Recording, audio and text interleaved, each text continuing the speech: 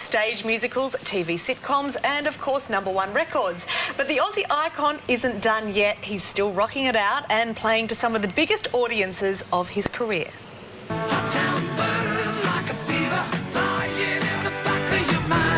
John English has been entertaining us for more than 40 years. Jesus, you started to believe. After a breakout role as Judas in Jesus Christ Superstar in 1972, John launched a chart offensive with a string of rock hits including Hot Town and Hollywood 7.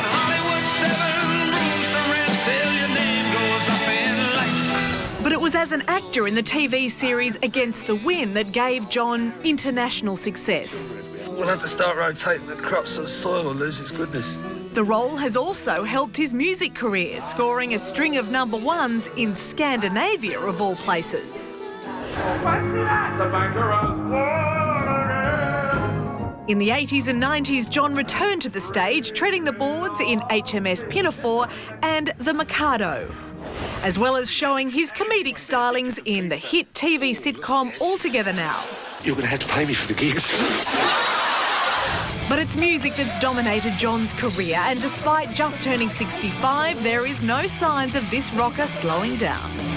I feel alright, you ain't gonna take me away. Hey. John English joins us live in the studio. John, it's great to see you. Thank you. Nice to be here. That vision that we just saw was from Sweden, a rock concert in Sweden. You're huge in Nordic countries.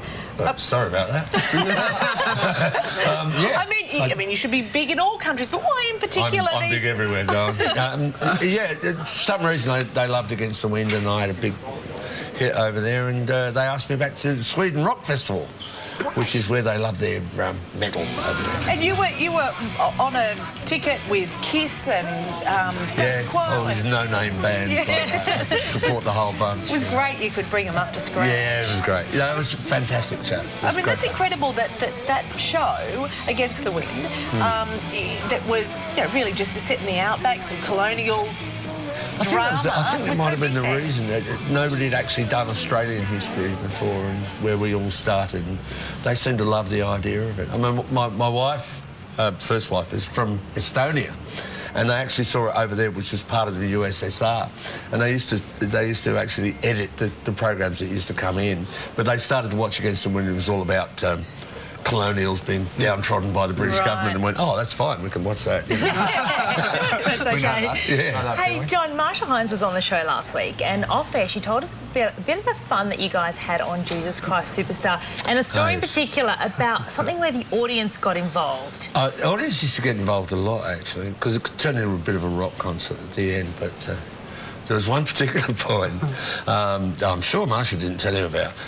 It's in The Last Supper, a scene that Marsha wasn't, and they used to fly the table in, and we'd all be in sort of poses waiting for Jesus to sing, and we'd be singing our bit, and there's a tiny little gap before Jesus sings. Someone in the top balcony, how can I say this nicely, farted really loud.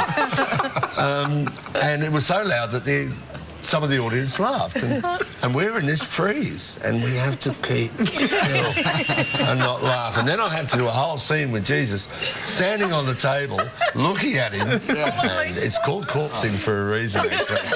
So if somebody here just farted loudly and I had to sort of look at you, I wouldn't be able to. That was probably the bit I actually remember. Yeah. So there's no age restriction on finding farting absolutely hilarious. That's exactly right, exactly. But that's actually not the only incident you've had on stage, is it? I mean, you've broken a bone before now? No, I ran into the original set was a triangular shape called dodecahedron, which is 12-sided figure, and it was pushing out, and I was overacting one night, and I ran straight into the corner and broke a rib. And you'd remember something like that, and you got to stay on, man. Really,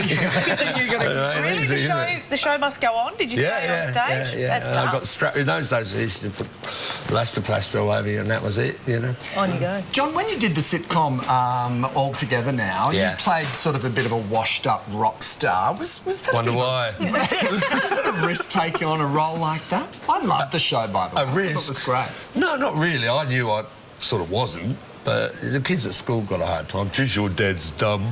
But you'll get this too. You guys will get this. Yeah. They'll see you there and think that's you. And it's really not.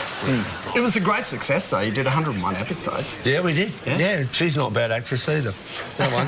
Rebecca? Yeah, she's Gibney. fabulous. Isn't she? Really good. All-star cast. The cast was fantastic, and that's kind of what made it so easy. I think we all used to laugh at the same things, and we'd know what was funny and what wasn't. And rehearsal's probably the best time, actually. Yeah, right. Nice one. Because you could say what you wanted to say, really. John, it's great to have you on. Thank you you. very much for stopping by. Please do again. It's nice having you on, too. Thanks so much. And John English Black Label is a brand new 6-disc set of greatest hits, soundtracks and rare concert footage. It's there, John. Believe us. We're showing it up. He's holding it up. It's in stores now. John's there, next to it, actually, right near the counter, just doing that at any good music store that you go to. That's why he's so busy at 65. Thanks, John. Coming up, why Sydney Fashion Week is coming under fire.